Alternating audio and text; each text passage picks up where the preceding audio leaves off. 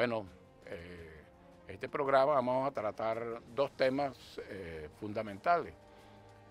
Lo que es toda la actualidad electoral con vista a el 28 de julio, ¿no? Y todas aquellas matrices de opinión que se han querido establecer a través de los medios de comunicación, las redes sociales. Y bueno, y vamos a hablar de lo que siempre hemos mantenido en este programa, yo creo que ya hace más de un año, ¿no? De que había que la candidatura, sobre todo de la señora Machado, es una fachada electoral para un plan violento. Eso lo hemos dicho desde el principio. Cada día pues se va comprobando más y más y más, ¿no? Entonces vamos a empezar este programa haciendo reflexiones, ¿verdad?, sobre palabras, ¿verdad?, sobre intervenciones de nuestro presidente Nicolás Maduro. En este caso, pues un hecho fundamental que marcó pues días pasados, ¿verdad?, finales del mes pasado de marzo, fue el proceso de postulaciones electorales, ¿no?, que el CNE fijó en su cronograma del 21 de marzo al 25 de marzo. Y el candidato de la patria, Nicolás Maduro, se postuló, lo postularon las bases. Hubo un proceso muy hermoso del Partido Socialista Unido de Venezuela y del Pueblo Patriótico, un método de abajo hacia arriba, de asambleas de calle, asambleas de comunidades, asambleas de VC, y bueno, y terminó cumpliéndose lo establecido en los estatutos del Partido Socialista Unido de Venezuela, que es, bueno, la reunión del Congreso, que es la máxima instancia de dirección del partido, donde hay que recordar que el Congreso del Partido Socialista Unido de Venezuela está conformado por representantes de los 335 municipios que fueron electos en elección de primer grado, ¿verdad?, y representan el Congreso, así como los diferentes sectores sociales. Vamos a escuchar entonces lo que dijo el presidente Nicolás Maduro, bueno, sobre el amor a la patria y la lealtad, que es lo fundamental. Un candidato, ¿verdad?, cuando se inscribe en el Consejo Nacional Electoral, debe presentar su programa, su proyecto de gobierno. Pero además de eso, que vamos a hablar de eso bien, es postulado por un partido, ¿verdad? Y los partidos para constituirse legalmente ante el Consejo Nacional Electoral deben presentar su declaración de principios, su programa general, ¿verdad?, qué es lo que va a hacer con el país, por qué se está formando, cuál es la transformación que quiere hacer, y debe presentar su directiva. Entonces, los principios del Partido Socialista Unido de Venezuela, bueno, él hace un plan en base a esos principios, ¿verdad?, que es por el cual se está postulando. Ya vamos a hablar de eso. Pero vamos a escuchar al presidente Maduro sobre el amor a la patria y la lealtad. Yo solo puedo decir con humildad que estoy hecho del mismo barro bendito de ustedes, hecho del barro bendito del pueblo, y que ha sido el pueblo, con su persistencia y perseverancia, mi maestro intelectual, mi guía espiritual, mi apoyo físico y moral, y mi única razón de existencia desde que a los 12 años de edad empecé la militancia revolucionaria por voluntad propia. He recibido de ustedes una evaluación de la lucha y la batalla que hemos dado. Y estoy en condiciones de decirle una cosa, hombre y mujer de a pie: amo infinitamente esta patria y aprendí de niño a cultivar la lealtad y la felicidad con el ser amado, y a protegerlo, a defenderlo y a respetarlo por encima de mi propia vida, si fuese necesario. Bueno, la lealtad a la patria, el amor a la patria. Fíjense, un concepto de política que es nada más y nada menos de Manuel García Pelayo, no es mío, pues un concepto de política. Manuel García Pelayo, fundador de la Escuela de Estudios Políticos de la Universidad Central de Venezuela, fue presidente del Tribunal Constitucional español, un español que se vino a Venezuela, ¿verdad? Y vivió muchos años aquí, quiso mucho a Venezuela, hizo aportes académicos en Venezuela y en el mundo. Él decía que la política es un proceso de integración de la sociedad a un proyecto político que se da en base a relaciones de poder. Bueno, ¿por qué? Porque cuando tú presentas un proyecto político, habrá un grupo, ¿verdad?, que apoyará ese proyecto político y seguramente habrá un grupo que adversará a ese proyecto político. Pero dice lo siguiente, pero que en democracia debe cumplir dos condiciones: hacerse en paz y respetando la soberanía nacional. Entonces, son dos cosas: la soberanía nacional, la ley, el amor a la patria. Un grupo de personas, la persona que pide una invasión a la patria, no es un ente político, no está actuando dentro de la política de una democracia y está violando el proyecto político, que es nuestro proyecto político hoy en día, ¿verdad?, por la participación política, ¿verdad? Son dos proyectos distintos, ¿verdad? El proyecto que aquí existía antes que llegara la Revolución Bolivariana era un proyecto de conciliación de élite tutelado y al servicio de los intereses de los Estados Unidos. Y fue sustituido por un proyecto de democracia participativa, donde se le da participación al pueblo. En esta Constitución, en la Constitución del 61, hay un cuadro comparativo que está en mi página web, en un libro que yo escribí, que fue producto de la maestría en Historia de Venezuela en la Universidad de Carabobo, que se llama Élite del Poder, Sufragio y Participación Política en Venezuela. Eso está en mi página web, que es franciscomedia.com, ¿no? Ese libro. Y ahí se compara, hay un cuadro comparativo en el tema de participación política de la Constitución del 61 con la Constitución del 99. Aquí hay 18 grandes aspectos que colocan al pueblo en la participación política, en funciones de Contraloría, en las asambleas de ciudadanos que son vinculantes. En cambio, en la Constitución del 61 solamente había un elemento: el voto. El voto cada 5 años. No había otra forma de participación del pueblo, ¿verdad? El sistema de conciliación de élite excluyó al pueblo de la participación política, dicho por ellos mismos, por actores de ellos mismos, ¿verdad? Lo decían en los años 98 y 99. Entonces, Maduro habla, pues, sobre, no se trata de una persona, ¿verdad? No se trata de un hombre, se trata de un proyecto para, ¿verdad?, terminar de transformar ese Estado, ¿verdad?, ese sistema político de conciliación de élite tutelado y al servicio de los intereses de los Estados Unidos. Bueno, hacer realidad la democracia participativa y protagónica que está en esta Constitución. Pero aquí el presidente Maduro, vamos a hablar qué nos dice sobre el proyecto político que él representa. Escuchemos. Un hombre o un nombre. Nosotros lo que vamos a elegir el 28 de julio es el derecho al futuro, el derecho a existir, el derecho a la vida, el derecho a la independencia, el derecho a tener patria.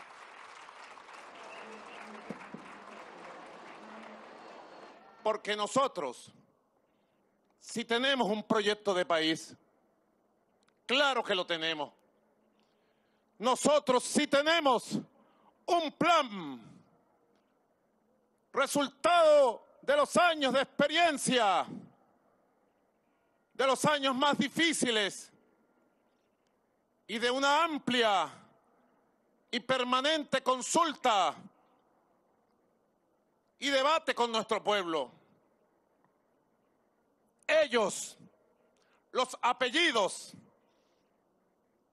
arrastrados al imperialismo, todos ellos lacayos de la derecha, son el antiproyecto, son una escaramuza.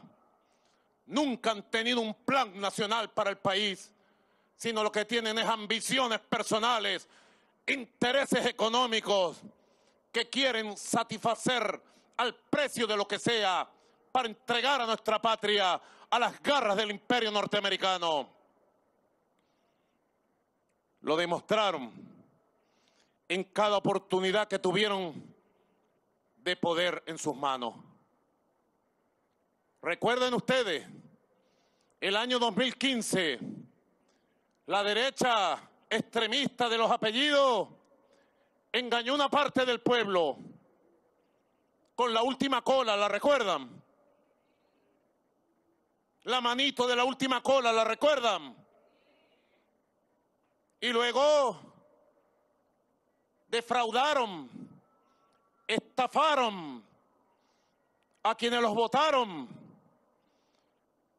Y desde la Asamblea Nacional en sus manos, 5 años se dedicaron a buscar la violencia, la guerra civil, la guarimba, a pedir sanciones contra la sociedad y la economía. En realidad es la confrontación de dos proyectos. Un proyecto, ¿verdad?, que representa, que encarna pues el presidente Nicolás Maduro, que está en la Constitución, que busca la soberanía, la paz, la autodeterminación del pueblo, es decir, que nosotros decidamos nuestro propio destino, el pueblo de Venezuela, sin injerencia extranjera, pero sobre todo es un modelo de democracia participativa, ¿verdad?, que se contrapone al modelo que quieren volver a instaurar en Venezuela de conciliación de élite tutelado y al servicio de los intereses de los Estados Unidos. Incluso un discípulo, por cierto, de García Pelayo, que es Juan Carlos Rey, escribe un libro, ¿verdad?, que es publicado por la Universidad Católica, ¿verdad?, Andrés Bello, que se llama Sistema Político, y ahí habla que existía un órgano que no estaba en ninguna ley, conformado por 4 instituciones, que eran los partidos políticos del Pacto de Punto Fijo, los jefes, el jefe del partido político del Pacto de Punto Fijo, el máximo representante de la Iglesia, y por eso es que vemos posiciones de la conferencia episcopal, ¿verdad?, el alto mando militar de la época, ¿verdad?, era el tercero, eran 5, ¿no? Fe de Cámara, que sabíamos que en esa época era un brazo del Partido Acción Democrática, y Fe de Cámara. Y dice Juan Carlos Rey en ese libro, vamos a traer esa cita para el próximo programa, dice que, bueno, había una especie, era como el Consejo de Seguridad ese de las Naciones Unidas, tenían derecho a veto. Entonces, si el pueblo decidía algo, cualquiera de ellos se paraba, y si no había consenso, entonces él critica y dice, si no había consenso en esos 5 elementos representantes de la élite, bueno, no se ponían en marcha ningún tipo de política, eso era un acuerdo a lo cual llegaba.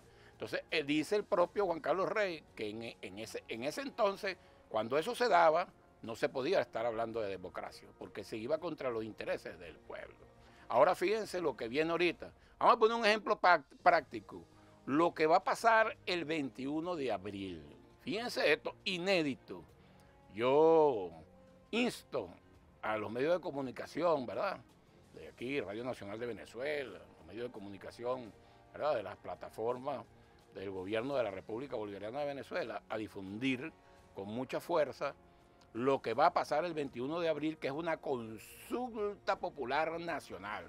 Vamos a hablar de eso para que ustedes vean, esto es imposible que algo de esto suceda en un sistema político de conciliación de élite tutelado y al servicio de los intereses de los Estados Unidos, ¿verdad?, que era el que imperaba aquí, que gobernó aquí prácticamente desde Gómez, con algunas poquísimas excepciones que generalmente fueron derrocados, le fueron dados un golpe de Estado, desde Gómez, el inicio desde la traición a Cipriano Castro en 1908 hasta, bueno, que casi todo el siglo XX, ¿no?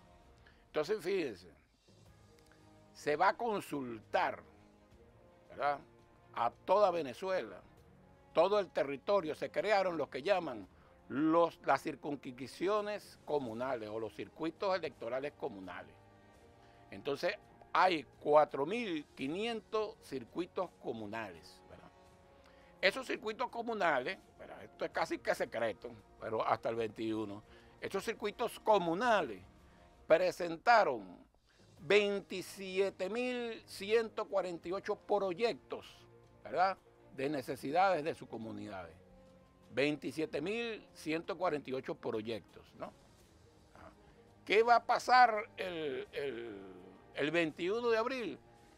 Que el pueblo vaya a elegir por cada uno de esos 4.500 circuitos su proyecto, el proyecto que va a financiar el gobierno nacional para ser ejecutado en su comunidad, en ese circuito comunal. Ajá. Y se van a habilitar 13.948 centros electorales y va a tener derecho a votar todos los habitantes de 15 o más años. O sea, incluso se va, pues, ya un muchacho de 15 años va a votar. Entonces, ¿qué va a hacer eso? Que el pueblo va a decidir la prioridad de sus proyectos, ¿verdad? Si hay 4.500 circunscripciones comunales, electorales comunales, ¿verdad? Y hay 27 proyectos, ¿verdad? Hay un promedio de 6 o 7 proyectos por circunscripciones comunales. Entonces imagínense ustedes, el pueblo va a decir, mira, para nosotros, en nuestra comunidad, el proyecto de mayor prioridad es este. Es el pueblo que lo va a decir, no un burócrata en una oficina, ¿verdad? No, el pueblo va a decir, este tiene la primera prioridad por mayoría, este tiene la segunda, es decir, que quede segundo, el que quede tercero tendrá la tercera prioridad. Y eso va a ser una guía muy importante y un mandato, ¿verdad? El pueblo empoderándose. Entonces, fíjense la diferencia. Eso sería imposible, ¿verdad? El pueblo sería excluido de las decisiones políticas como fue excluido en la Cuarta República, ¿no? Entonces, fíjense, es un proyecto, es la defensa de un proyecto que está en marcha, estamos en el tiempo, ¿verdad? Estamos en plena transformación, porque estamos lo que llamaba Fernán Brodel, lo hemos dicho aquí, estamos venciendo un tiempo estructural de más de 100 años, donde se crearon costumbres, las estructuras económicas, estructuras sociales, estructuras económicas, incluso se crearon esas estructuras sociales, económicas, por mucho tiempo, influyen en la estructura, ¿verdad?, del pensamiento colectivo de algunos sectores de la sociedad, que hay que romper. Por eso es muy difícil de romper. Y es lo que Gramsci llama la crisis orgánica, que es cuando lo viejo no termina de morir y lo nuevo no termina de nacer. Entonces, bueno, ahí está, como decía, el concepto de la política. Es la integración, ¿qué es la política o la acción política? Es la integración a un proyecto político que se da en base de relaciones de poder. Y bueno, aquí la derecha, ¿verdad?, de los apellidos, son piezas del imperialismo estadounidense, que es el que dirige todas las acciones sobre Venezuela porque quieren robarse nuestras riquezas. Ese es y entonces hay una parte de la población, esa élite, ¿verdad?, la de los apellidos, que son elementos, agentes de guerra, ¿verdad?, del imperio estadounidense. Escuchemos a Maduro hablar precisamente de esa oligarquía como pieza del imperio. Escuchemos. Ellos son la desesperanza, el pasado fallido, la nada. Y esto tiene una explicación evidente. La derecha de los apellidos, esa oligarquía y sus títeres, porque por momentos sale la derecha de los apellidos, pero por momentos ponen un títere o una titiritera. Ellos, los apellidos y sus títeres de turno, no piensan por sí mismos, no actúan por sí mismos. Son piezas en el juego del imperio estadounidense para apoderarse de Venezuela, para apoderarse de la América de Bolívar, nuestra Suramérica, nuestra Latinoamérica. Frente a la nada de los apellidos, estoy seguro, se impondrá el renacimiento nacional con los poderes creadores de un pueblo bravío, heroico, patriota.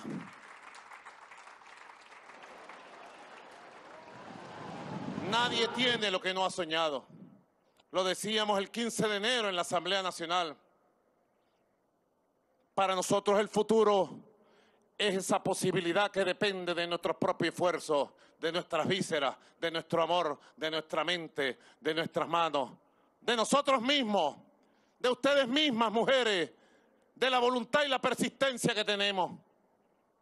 Por eso, acepté ser el candidato del bloque histórico bolivariano, chavista y revolucionario, más grande, más diverso, más colorido que se haya conformado en todos los tiempos en Venezuela. Acepto ante el pueblo este destino para ir a las grandes transformaciones, para parir juntos una nueva sociedad. La verdad, si usted hace un análisis profundo, ¿verdad?, objetivo, la verdad es que en Venezuela no existe una oposición independiente.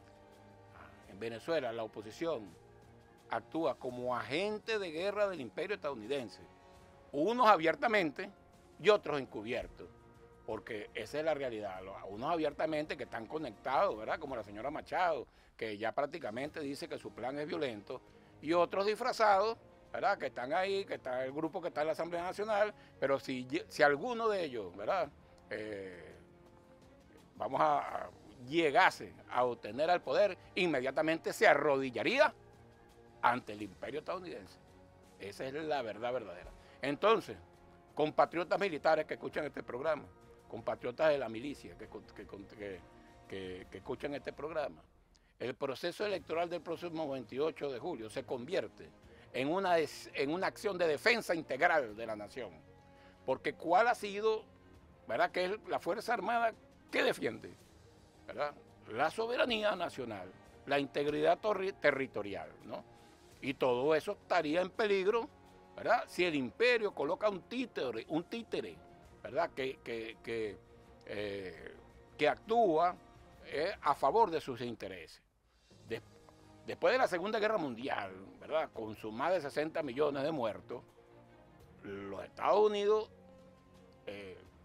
escogieron una forma de dominación menos violenta, pero no menos cruel, menos violenta, ¿verdad?, que fue la guerra cognitiva, todo eso que conocemos como la guerra cognitiva, y sobre todo la forma que para ellos más fácil, con la cual han accionado, ¿verdad?, sobre todo en Latinoamérica y otras partes del mundo, pero con mucha fuerza en Latinoamérica, es colocar gobiernos títeres, ¿verdad?, de esos grandes apellidos que actúen de acuerdo a los intereses. Entonces, se convierte, ¿verdad?, el próximo 28 de julio, compatriotas de la Fuerza Armada, de la milicia bolivariana que escucha ese país, esa es una acción, ¿verdad?, ir a votar, es una acción de defensa integral de la nación para preservar la paz y la soberanía nacional, ¿verdad?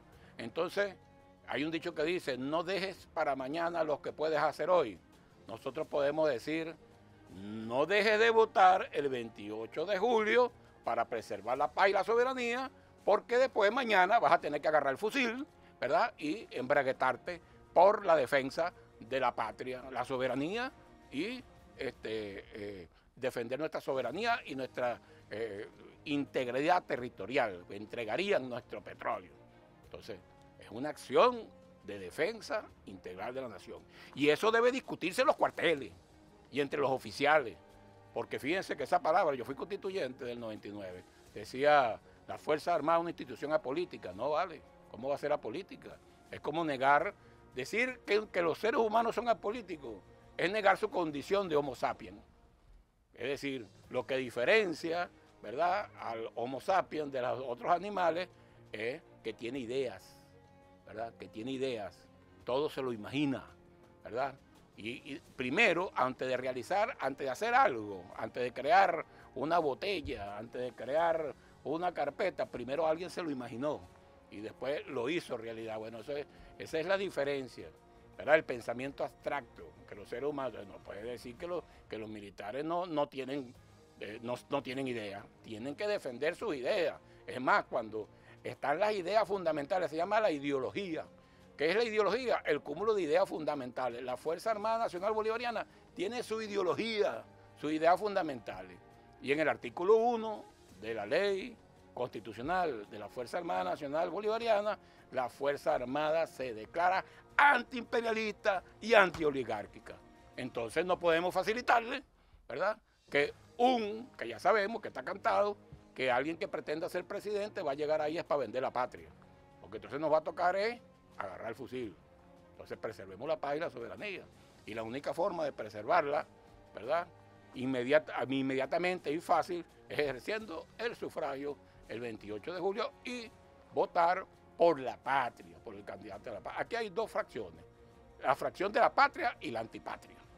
Así de sencillo, cuando Bolívar, ¿verdad?, en su última proclama dijo: cuando cesen los partidos y se consolide la unión, yo bajaré tranquilo al sepulcro. Ahí no estaba hablando de partidos porque no existían, ¿verdad? Que sí, PSUV, ahí está hablando de los que querían patria, soberanía, la integración latinoamericana, precisamente para hacerle frente a esas agresiones imperiales, ¿verdad? Y aquellos que querían, pues, no, venderle la patria a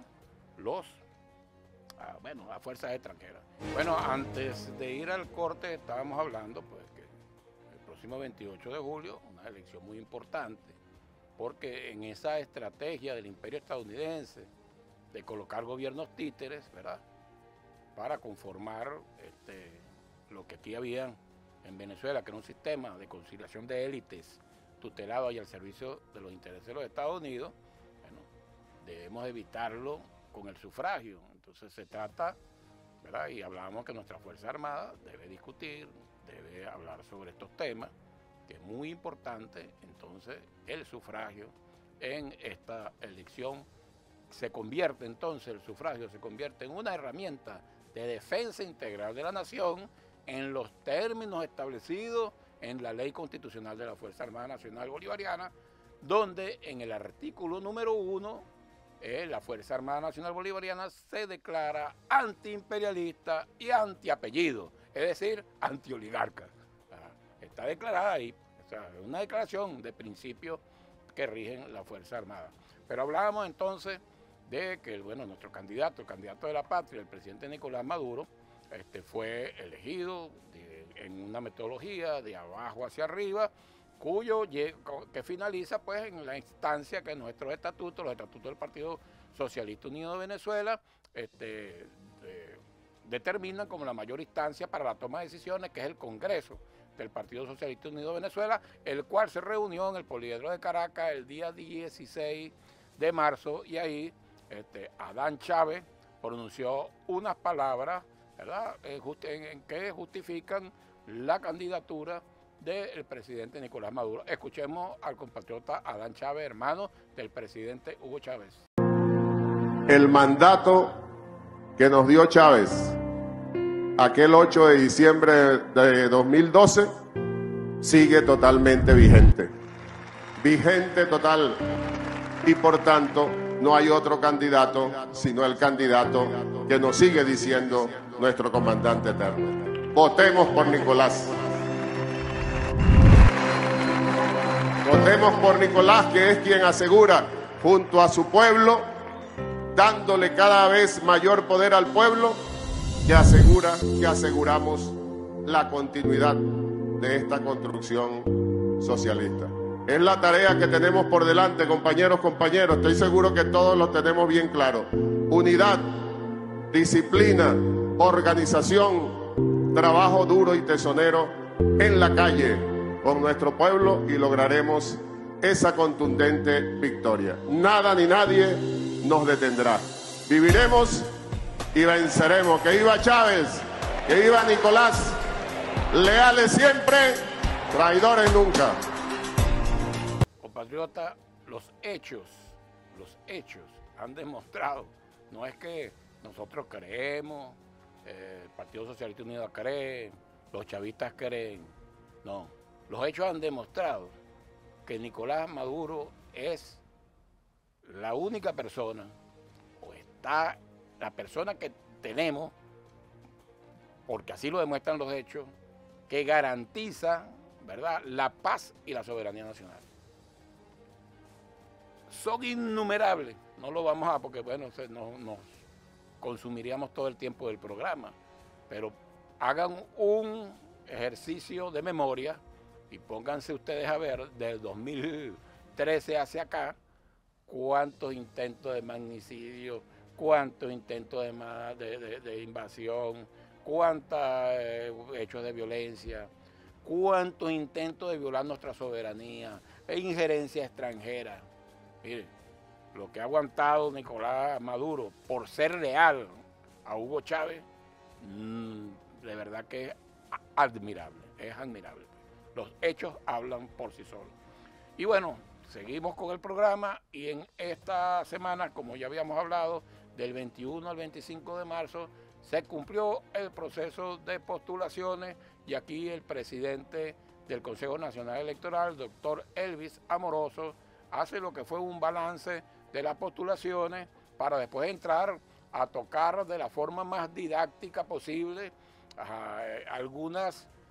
desmontar algunas matrices de opiniones que se han establecido. Pero escuchemos al presidente del Consejo Nacional Electoral, Elvis Amoroso. Estas fueron sus palabras pronunciadas el 26 de marzo de este año. Bueno, queremos decirle a todo el pueblo de Venezuela y del mundo que cerrado el proceso de inscripción, como lo establece la programación que se presentó ante todos los venezolanos de la posibilidad cierta de tener candidatos para la elección presidencial del próximo 28 de julio, se cumplió a cabalidad. Y le decimos al mundo que hay una totalidad de 37 organizaciones con fines políticos participando en este proceso electoral. Total de candidatos, 13. Candidato Luis Eduardo Martínez, candidato Daniel Ceballo, candidato Antonio Escarri, candidato Juan Carlos Alvarado, candidato José Dionisio Brito Rodríguez, candidato Benjamín Rauseo, candidato Javier Bertucci, candidato Claudio Fermín, candidato Luis Ratti, candidato Enrique Márquez, candidato Nicolás Maduro Moro, candidato Manuel Rosales, candidato Eduardo González Urrutia, fueron los candidatos que postularon las organizaciones con fines políticos. Bueno, ahí está pues el proceso concluyó el 25 y hay 13 candidatos a la presidencia de la República. Ahora yo quiero hablar un poco del procedimiento práctico para postular, las organizaciones políticas para postular. Y me traje, fíjense aquí, ¿verdad? Los que se van a conectar en las redes, me traje mi carpeta, una de las carpetas que yo guardo como un tesoro, ¿verdad? Que es todo lo que fue el proceso de postulación del presidente Chávez en el 2012, aquí está, ¿ves? Donde yo era el representante legal ante el Consejo Nacional Electoral por parte del PSUV. A mí, yo tuve la honra de inscribir como representante legal en el 2006, como representante legal del Movimiento Quinta República, al presidente Hugo Chávez, para su elección de 2006, que fui su comandante, su jefe de campaña, y en el 2012 era el representante legal del Partido Socialista Unido de Venezuela ante el CNE. Entonces, fíjense, lo primero que hay que destacar es que en el reglamento general de la ley del proceso electoral que hace el Consejo Nacional Electoral, establece la figura del representante legal de los partidos ante el CNE. Entonces, la directiva de ese partido, que tiene que estar registrada en el Consejo Nacional Electoral, en este caso la directiva del PSUV, manda un oficio con mucha antelación, ¿verdad?, al CNE, a donde dice quién es su representante legal, ¿verdad?, el que representa, el que va cuando hacen las reuniones, cuando hacen la auditoría de los diferentes sistemas, del registro, etcétera, ¿no? Entonces, el Partido Socialista Unido de Venezuela me designó a mí, en este caso estamos hablando del 2012. Entonces, el representante legal, lo primero, tiene que presentar hasta una carpeta, ¿verdad?, con unos recaudos, el representante legal de los partidos, con unos recaudos, a donde destacan tres, ¿verdad? Destacan tres. El primero es que ese representante legal debe decirle al Consejo Nacional Electoral quién es el autorizado para postular, ¿no?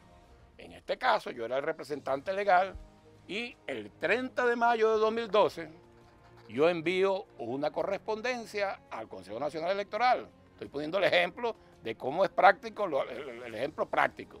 ¿Qué dice esa correspondencia que yo envié el 30 de mayo del 2012 al Consejo Nacional Electoral como representante legal del Partido Socialista Unido de Venezuela? Dice lo siguiente: me es grato dirigirme a ustedes la oportunidad de presentarle con un cordial saludo de parte de la Dirección Nacional del Partido Socialista Unido de Venezuela.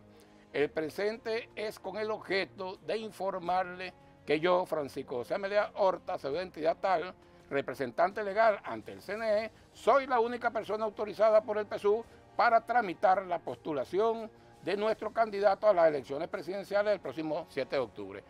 En este caso, yo me reservé como representante legal la clave, ¿verdad? La potestad de ser el que postulaba. Pero además de eso, ¿verdad? Son dos requisitos fundamentales. Además de la autorización, y aquí viene un elemento importante, debe presentarse una constancia de cómo fue la democracia interna del partido para elegir a ese candidato. Que esa es una cuestión, ¿no? Cuando otro partido, o sea, el PSUV eligió su candidato, ¿cómo lo eligió? Entonces dice aquí, ¿verdad?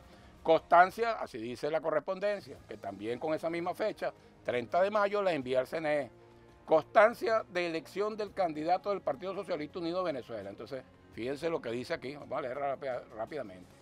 Mediante la presente, el Partido Socialista Unido de Venezuela, PSUV, hace constar que el ciudadano Hugo Rafael Chávez Frías, sea de entidad tal, fue aclamado por unanimidad como candidato para las elecciones presidenciales del año 2012 por el primer Congreso Extraordinario del PSUV, máximo órgano de dirección y de toma de decisiones, de acuerdo a lo establecido en los artículos 5 y 28 de los estatutos del Partido Socialista Unido de Venezuela.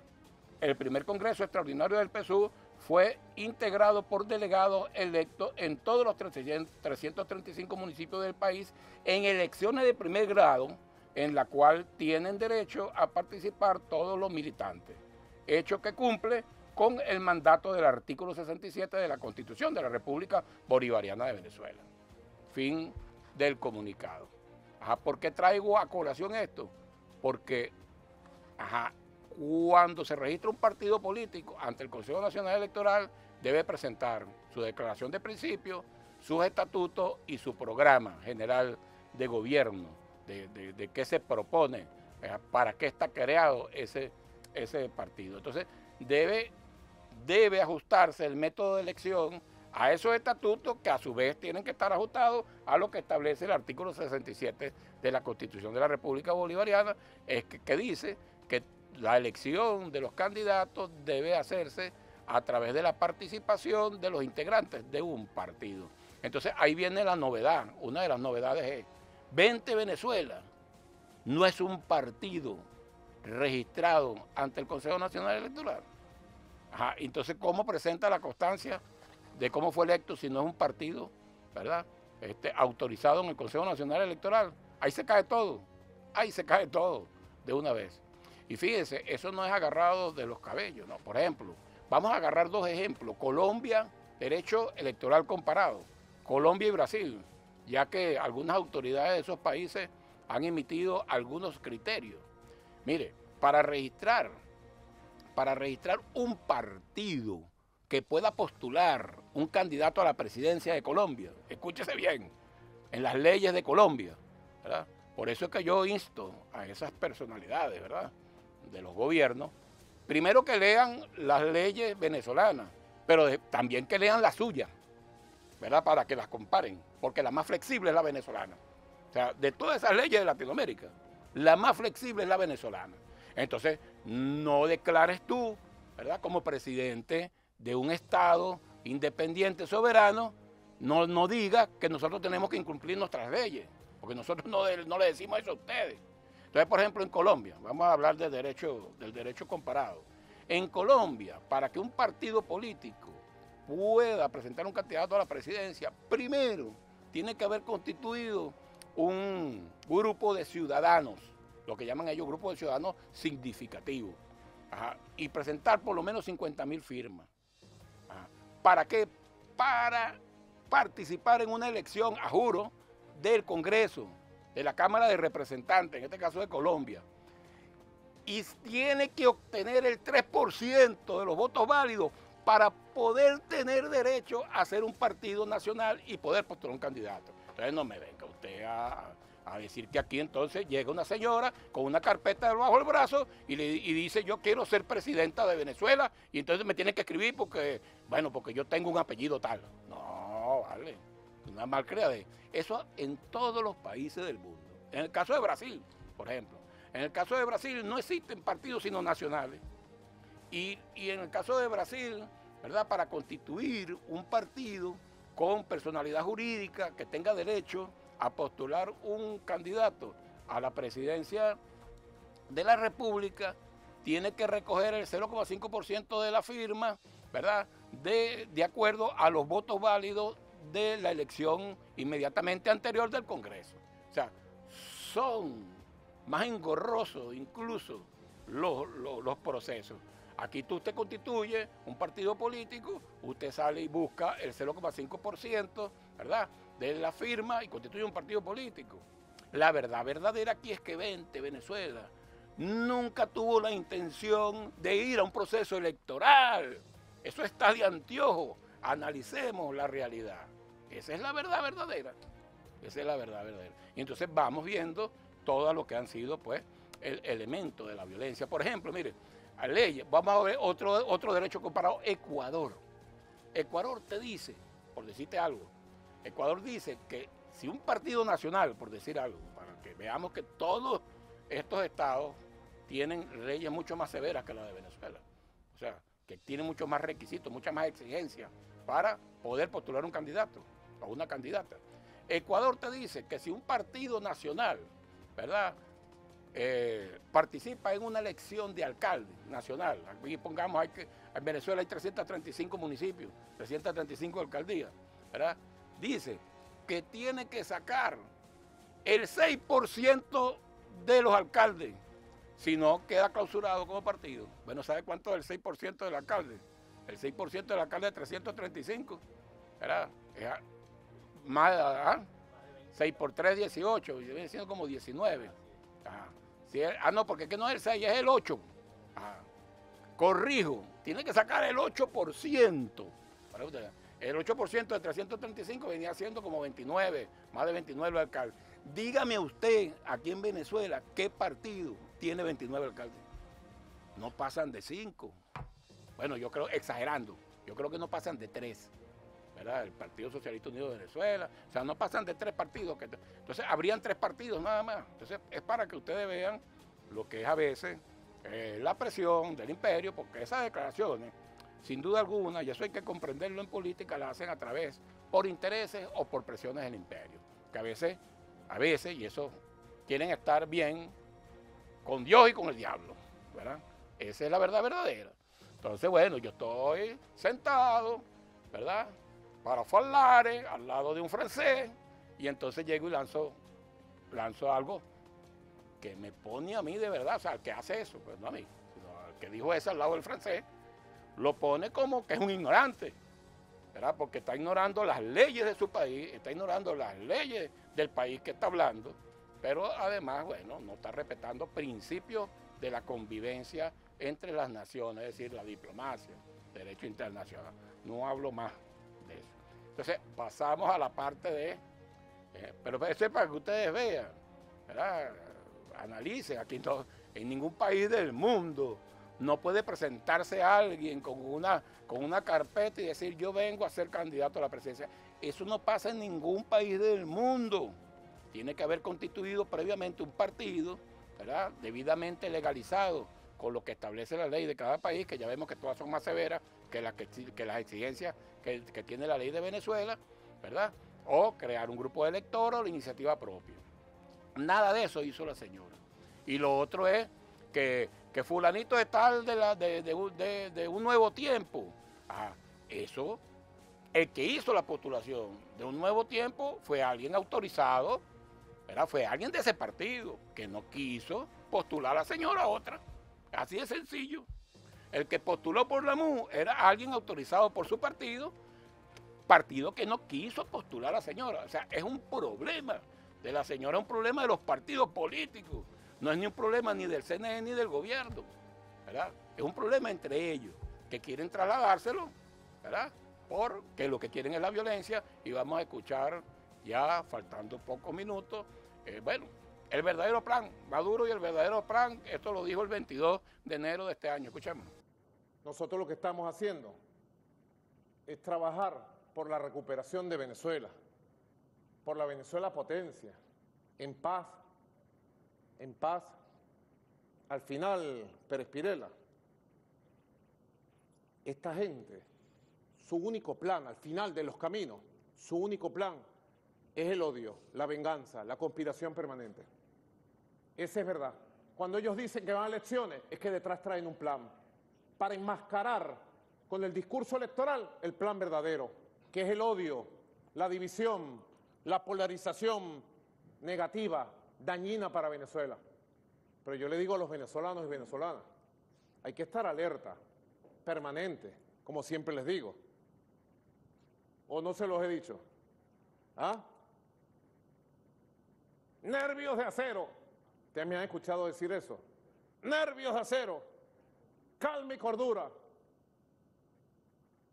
Máxima movilización popular. Que el equipo gana. Nosotros lo que vamos es para adelante. Nadie podrá con nosotros.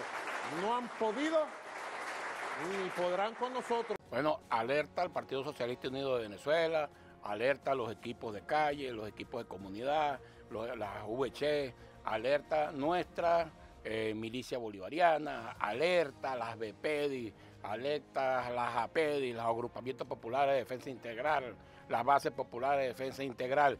Mosca con eso que llaman los comanditos, mosca, tienen que verlo, mucha inteligencia popular, porque esos comanditos son elementos para crear focos de violencia en la comunidad. Tienen que marcarlo, verlo, qué están haciendo, ¿verdad?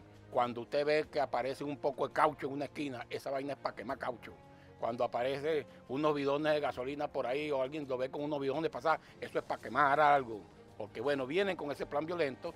Y aquí está la confesión, ¿verdad?, de Emil Brand. Emil Brand es un dirigente, coordinador de Vente Venezuela en Barinas, que ya en los primeros días de enero, ¿verdad?, para el 23, había un plan violento. Incluso eso produjo que el primer vicepresidente del partido, Diosdado Cabello, se trasladara hacia Barinas. Pero escuchemos cómo habla él, que el verdadero plan es el violento. Escuchemos entonces la confesión de Emil Brand. El 6 de diciembre del 2023 fuimos invitados a la ciudad de Caracas por Magali Meda y Henry Alviar a la Comisión Nacional de Conflicto.